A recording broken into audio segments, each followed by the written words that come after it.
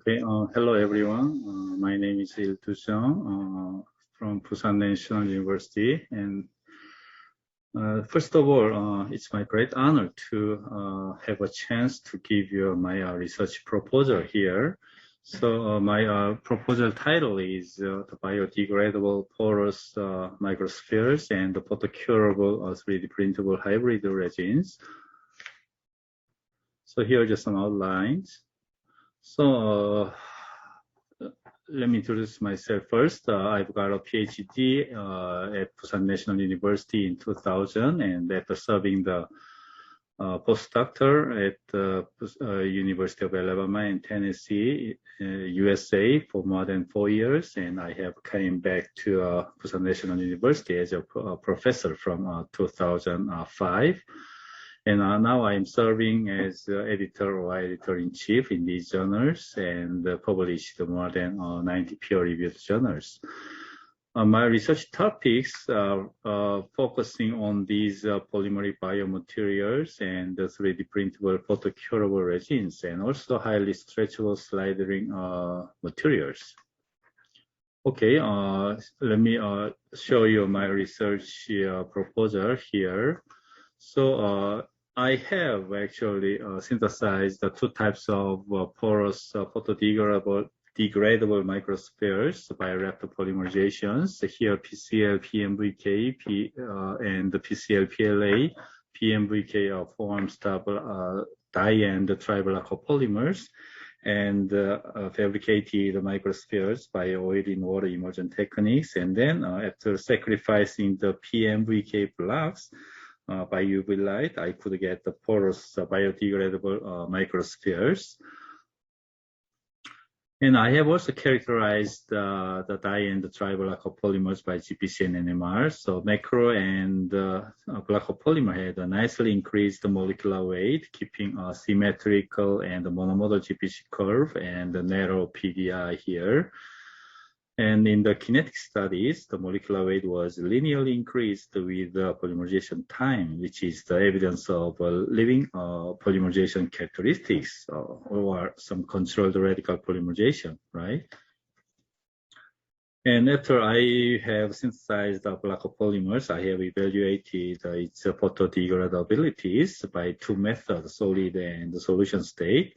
So in the solid state, the molecular weight was decreased to the molecular weight of microspheres under UV light. So that means most of PMVK block was photodegraded after it was gradually decreased with UV irradiation time.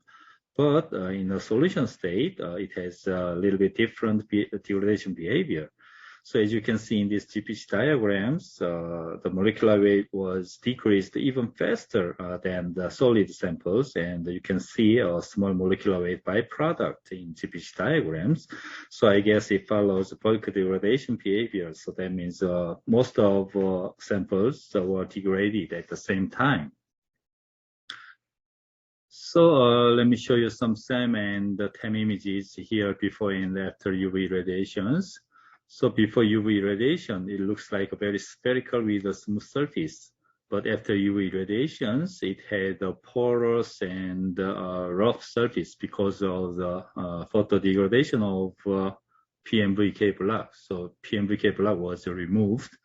So and also glycopolymer with a higher PMVK contents, it has a much more the rough and poor structures here. So, and also when you look at inside closely, you can also find very porous structure here.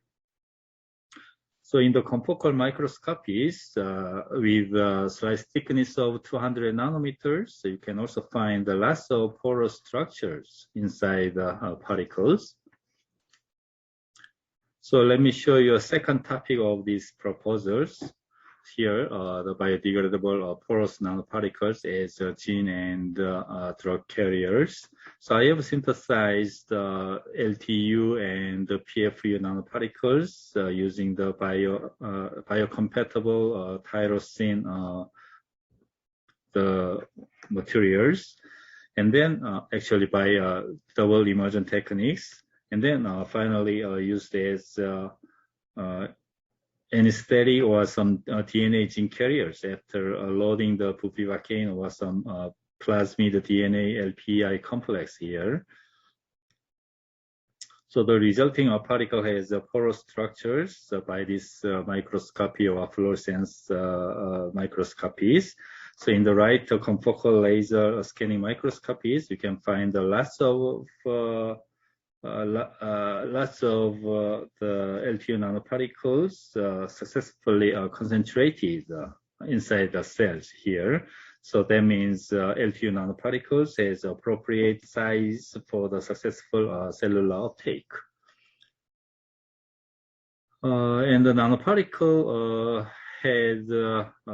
looks like spherical with a diameter of 150 nanometers by TEM and DLS studies. And we have also characterized the encapsulation of plasmid DNA in LTO nanoparticles by the fluorescent signal here and evaluated sustained release behavior here. And plasmid DNA LPI LTO nanoparticles had higher transfection efficiencies in cancer cells rather than these normal cells. So that means these nanoparticles has higher anti-tumor activities with minimal decreased cytotoxicities. And then next, let me show you some thermoresponsive hollow polymeric shell particles. So first, the silica was covered with some linear polymers, then NIPAM was polymerized here by like a surface-initiated polymerization. And after removing silica nanoparticles, we can get thermoresponsive hollow polymeric shell particles. And they had some different the size depending on the temperature, and also it is reversible, right? And the final topic is photocurable and the 3D printable resins here. So traditionally, your teeth crown was recovered by this analog way, right? By taking the impression materials, and it takes lots of time, almost a week here. But now it is getting popular to have a faster way by this oral scan and 3D printing. So now I'm focusing the photocurable 3D printable dental resins based on the polyether ketones. So the result is very interesting. The hardness was significantly also increased, and flexural strength was very increased from 64 to 95 megapascals.